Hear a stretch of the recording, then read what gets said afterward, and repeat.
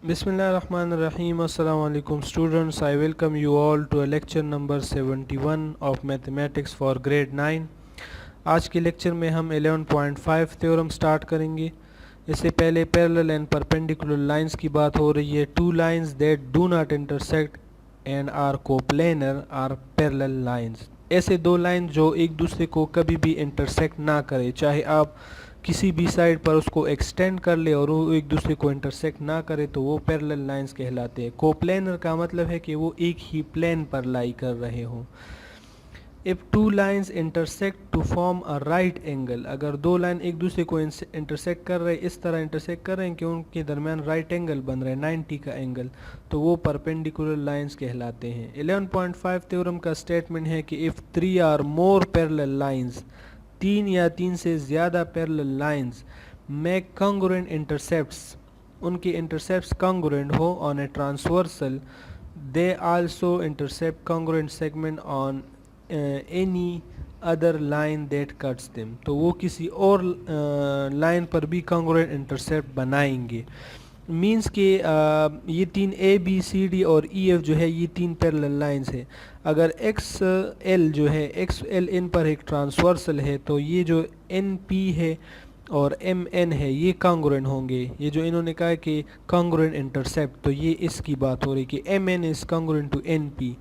तो अगर कोई और लाइन आ जाए वाई क्यों, अगर कोई और ट्रांसवर्सल आ जाए, तो उस पर भी कॉन्ग्रुएंट इंटरसेप्ट बनेंगी. मतलब उसमें भी ये R S and S T जो है वो कॉन्ग्रुएंट होंगे. तो आप देखिए lines A B parallel to C D parallel to E F, मतलब तीन पैरेलल लाइंस है. ट्रांसवर्सल एल एक्स है, this intercept A B C D and E F at points M N and P respectively such that mn is congruent to np, means ये congruent intercept बन रहे हैं transversal पर. while another transversal qy intercept them at point r s and t respectively. तो हमने क्या show करना है, this r s is congruent to st, ये हमने शो करना है. Okay, from r draw r u parallel to l x, r से हम r u ड्रॉ करेंगे parallel to l x.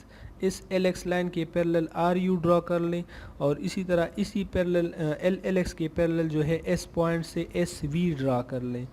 तो वो जो है आर यू आप ड्रॉ करेंगे वो सी डी लाइन को यू पॉइंट पर टच करेगा, और जो एस वी ड्रॉ करेंगे वो ई एफ को पॉइंट वी पर टच करेगा.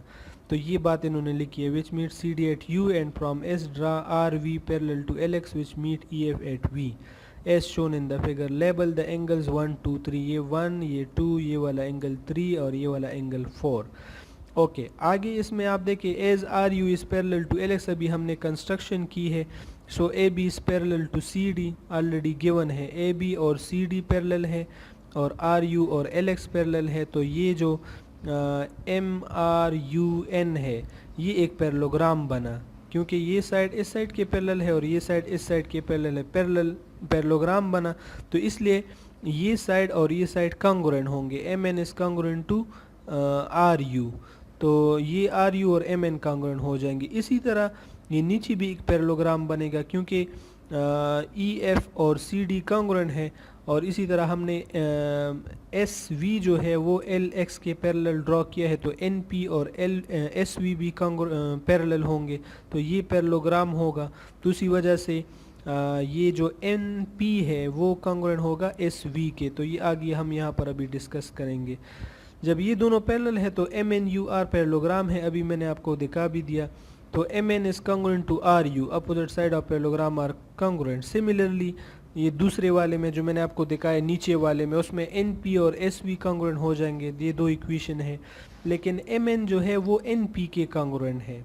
यहाँ पर आप देखें, मैं आपको दिखा देता हूँ. यहाँ पर हमने पहले शो किया कि M N is congruent to R U और N P is congruent to S V, लेकिन एम एन और एन पी तो आपस में कॉन्ग्रुएंट है, तो ये आर यू और एस वी जो है ये भी आपस में कॉन्ग्रुएंट हो जाएंगे. R U and S V are congruent.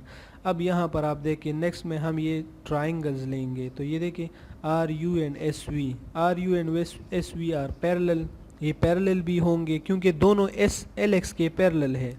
जब दोनों एल एक्स के पैरेलल है तो आपस में भी पैरेलल होंगे. अब आर यू एस और एस वी टी वाले ट्राइंगल्स में यहाँ पर मैं आपको दिखा देता हूँ. RUSNSVT, ये आप देख लें, ये RUS वाला ट्रायंगल है और ये SVT वाला ट्रायंगल है। इन दोनों ट्रायंगल में देखिए ये RU जो है SV के पैरेलल है और ये जो एंगल 1 है वो एंगल 2 के पैरेलल कॉन्ग्रुएंट है। एंगल 1 एंड 2 आर कॉन्ग्रुएंट, क्योंकि ये वो बन रहे हैं, अल्टरनेट एंगल्स बन रहे हैं। इसी तरह 3 और 4 कॉन्ग्रुएंट है।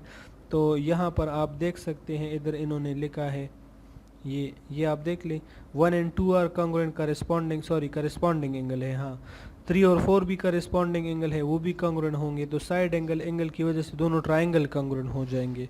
जब दोनों ट्राइंगल कॉन्ग्रुएंट हैं तो उनके करस्पॉन्डिंग साइड्स कॉन्ग्रुएंट होंगे। तो उसमें RS और ST जो है वो करस्पॉन्डिंग साइड्स हैं, तो वो दोनों आपस में कॉन्ग्रुएंट हो जाएंगे और हमारा रिजल्ट प्रूव हो जाएगा। इधर जो CPCTC लिखा हुआ है, इसका मतलब है congruent corresponding parts of congruent triangle are congruent, ये मतलब है corresponding parts of congruent triangles are congruent. First corollary है, if a line is drawn from the midpoint of one side of triangle and parallel to the other side, it will bisect the third side. तो ये तो obvious है, अगर एक line आप draw कर लें किसी साइड के मिड पॉइंट से, ट्राइंगल के एक साइड के मिड पॉइंट से एक लाइन पैरेलल ड्रा कर ले थर्ड साइड को, तो वो दूसरे साइड को भी मिड पॉइंट पर टच करेगा, उसको बाइसेक्ट करेगा। या सेकेंड करोलरी है, if a line is drawn parallel from the mid point of non parallel side of trapezoid to the parallel side, it will bisect the other non parallel side. तो ये भी obvious है, आप एक trapezoid बनाएं और उसमें इस तरह लाइंस ड्रॉ कर लें तो ये रिजल्ट आपको क्लियर नज़र आ जाएगा। इसी तरह ये नोट में है, trapezoid is a quadrilateral with exactly one pair of parallel side, the parallel side are the basis.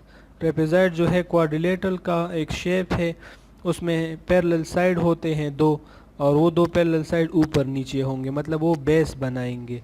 Corollary third one जो है वो आप लोग खुद देख लें, समझने की कोशिश करें। 11 पॉइंट रिव्यू एक्सरसाइज 11 में जो ऑब्जेक्टिव्स हैं MCQs वो डिस्कस करते हैं। फर्स्ट MCQs है, which quadrilateral must have diagonal that are congruent and perpendicular. कौन से क्वाड्रिलेटरल के डायगोनल कॉन्ग्रुएंट और परपेंडिकुलर होंगे? तो स्क्वायर के डायगोनल्स कॉन्ग्रुएंट और परपेंडिकुलर होंगे।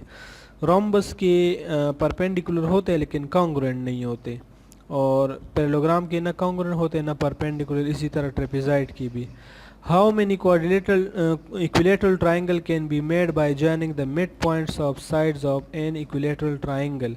इक्विलेटरल ट्राइंगल के के साइड्स के मिड पॉइंट्स को जब आप ज्वाइन करते हैं तो कितने ट्राइंगल्स बनते हैं? तो एक ट्राइंगल तो वो खुद होता है, और फिर जब आप मिड पॉइंट्स को ज्वाइन करते हैं तो दरमियान में एक ट्राइंगल बनता है, ऊपर बनता है, नीचे राइट साइड और लेफ्ट साइड पर बनता है। तो 4 ट्राइंगल उसी एक के अंदर बनते हैं, ठीक है। टोटल 4 ट्राइंगल्स बनते हैं। तो ये देखें, सी ऑप्शन उसमें करेक्ट है। Which statement must be true?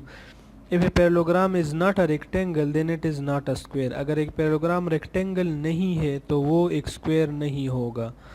कौन सा स्टेटमेंट इसमें ट्रू है? If a parallelogram is not a square, अगर एक पैरेललोग्राम स्क्वायर नहीं है तो वो रेक्टेंगल नहीं होगा। All rectangles are square. If a parallelogram is a rectangle then it is a square. तो अब इसमें कौन सा ट्रू है वो आप लोग ने खुद देखना है कि कौन सा इसमें ट्रू आ रहा है। ऑल रेक्टेंगल्स आर स्क्वायर, ये तो गलत है, ठीक है, क्योंकि हर एक रेक्टेंगल जो है वो स्क्वायर नहीं होता। रेक्टेंगल में अपोजिट साइड पैरेलल होते हैं। Sorry, all rectangles are squares, हर एक रेक्टेंगल जो है वो स्क्वायर होता है, ये कह रहे हैं ना। तो अपोजिट साइड रेक्टेंगल में अपोजिट साइड पैरेलल होते हैं, हर एक एंगल 90 का होता है। तो स्क्वायर में भी तो अपोजिट साइड पैरेलल होते हैं और हर एक एंगल 90 का होता है। तो हर एक रेक्टेंगल जो है वो उसको आप स्क्वायर नहीं कह सकते, लेकिन हर स्क्वायर को आप रेक्टेंगल कह सकते हैं, ठीक है। सी वाला ऑप्शन करेक्ट नहीं है। If a parallelogram is a rectangle then it is a square. अगर एक रेक्टेंगल है तो ये तो इसी की तरह बात है, तो ये वाली गलत है। If a parallelogram is not a rectangle, अगर एक पैरेललोग्राम रेक्टेंगल नहीं है, रेक्टेंगल मीन्स कि उसके हर एक एंगल 90 का नहीं है और अपोजिट साइड पैरेलल नहीं है, तो वो फिर स्क्वायर भी नहीं होगा। और दूसरे में कह रहे कि parallelogram is not a square, अगर वो स्क्वायर नहीं है तो वो रेक्टेंगल नहीं होगा। तो इसमें ये फर्स्ट ऑप्शन जो है वो करेक्ट है, ए वाला। which quadrilateral diagonal are perpendicular to each other and bisect the figure opposite angles। तो वो रेक्टेंगल है, ठीक है। रेक्टेंगल के डायगोनल्स जो है वो which quadrilateral diagonal are perpendicular, diagonal perpendicular होंगे तो वो रोम्बस के डायगोनल परपेंडिकुलर होते हैं। And bisect the figures opposite angle, बिल्कुल रोम्बस में जो डायगोनल होते हैं वो अब पैरेलल होते हैं, परपेंडिकुलर होते हैं, और उधर जो एंगल्स बनते हैं वो डायगोनल उनको बाइसेक्ट करता है, हाफ करता है। If opposite angle of a quadrilateral are equal in measure and none of them is right angle then the quadrilateral is, quadrilateral के अपोजिट एंगल अगर इक्वल है और कोई भी उसमें राइट एंगल नहीं है तो वो पैरेललोग्राम होगा, ठीक है, क्योंकि स्क्वायर और रेक्टेंगल में तो वो 90 के इक्वल होते हैं। Median of triangle divide the point of concurrency in the ratio 2:1, option A, अभी हमने थ्योरम में पढ़ा। Centroid is the point of concurrency of medians of triangle, centroid means जहाँ पर मीडियन आपस में मिलते हैं वो सेंट्राइड कहलाता है। Sum of measure of angle A and C of parallelogram A B C D is 120, A और सी एंगल अपोजिट एंगल है, उनका सम 120 है, तो एंगल बी कितना होगा। पैरेललोग्राम के चारों एंगल का सम 360 आता है, तो अगर दो एंगल्स का सम 120 है तो बाकी दो एंगल्स का सम क्या होगा, तो 360 से 120 सब्ट्रैक्ट कर ले तो 240 आ जाएगा, तो एक एक एंगल जो है वो बनेगा 170 का, 170 का नहीं, 360 माइनस 120 उससे आएगा 240, एक एक एंगल 120 का बनेगा, 120, और वो इसमें है नहीं ऑप्शन में, तो नन ऑफ दीज। 9 नंबर है diagonal of square are perpendicular to each other भी होते हैं और कॉन्ग्रुएंट भी होते हैं, तो इसमें ये दोनों ऑप्शन आते हैं, ठीक है, परपेंडिकुलर भी होते हैं, कॉन्ग्रुएंट भी होते हैं, तो ए और सी ऑप्शन दोनों इसमें सही है। Sum of the measure of the interior angle of quadrilateral, quadrilateral के इंटीरियर एंगल का सम 360 होता है, और 360 जो है 4 राइट एंगल्स की इक्वल है, तो इसमें ये बी ऑप्शन करेक्ट है। ये समरी जो है ये आप लोग खुद देख ले, इसमें बहुत अच्छी अच्छी बातें होती है, मालूमात होते हैं। Line bisector and angle bisector, unit 12। इस 12 यूनिट में पहला थ्योरम हम पढ़ेंगे इस लेक्चर में, फिर सेकंड थ्योरम नेक्स्ट लेक्चर में पढ़ेंगे। थ्योरम का स्टेटमेंट है कि any point on the right bisector of a line segment is equidistance from the end points of the segment. Right bisector किसी साइड पर जो परपेंडिकुलर होता है उसको राइट बाइसेक्टर कहते हैं।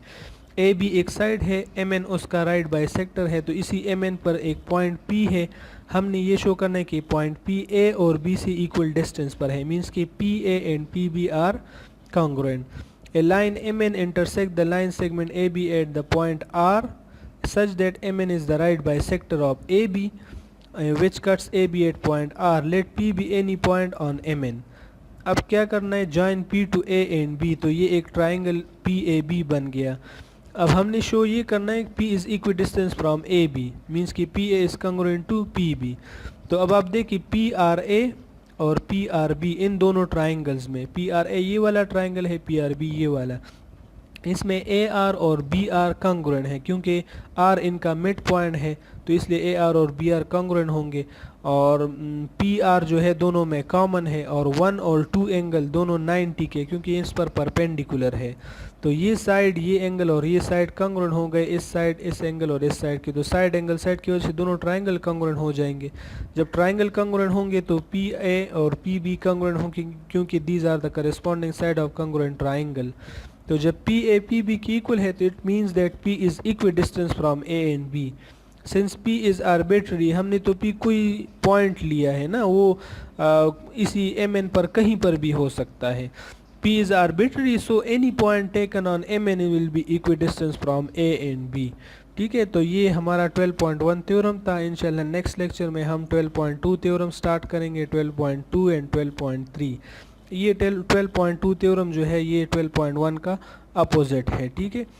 यहाँ से हम फिर नेक्स्ट लेक्चर में स्टार्ट करेंगे। आप लोगों ने इस तरह करना है, 11.5 थ्योरम और 12.1 थ्योरम की प्रैक्टिस करनी है, ज़्यादा से ज़्यादा प्रैक्टिस करें, कम से कम 5 टाइम तो प्रैक्टिस ज़रूर किया करें। और तब तक के लिए अपना ढेर सारा ख्याल रखिएगा। अल्लाह हाफिज़।